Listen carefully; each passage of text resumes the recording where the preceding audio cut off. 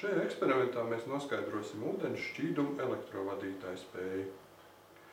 Kā zinām, ka ūdens ir ļoti universāls šķīdinātājs, kas spēj šķīdināt lielāko daļu uz zemes esošo minerālu, nonākot saskarsmē ar atmosfēru vai iežiem, ūdens vairs nav tīrs. Tas jau satur tajā izšķīdušus piemaisījumus.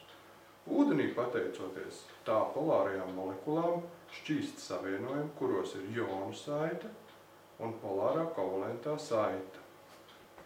Kā pirmo mēs ņemsim destilētu ūdeni.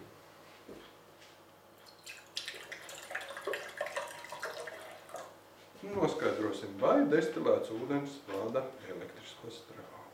Tad mums ir elektrodi, kur ir pieslēgti maiņstrāvas avotam, slēdzis, kurš ir ieslēgts,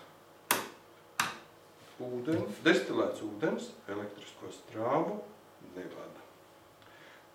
Kā otro ņemsim minerālu ūdeni.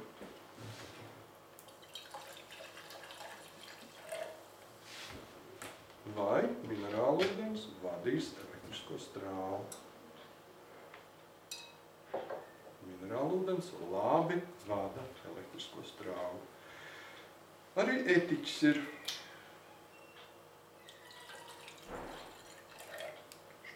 Ūdens šķīdumā. Vai etiķis vadīs elektrisko strāvu? Etiķis sliktāk vada elektrisko strāvu.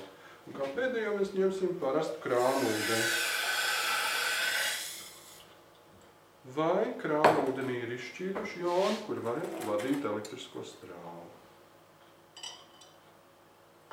Tātad arī krāna ūdens vada elektrisko strāvu.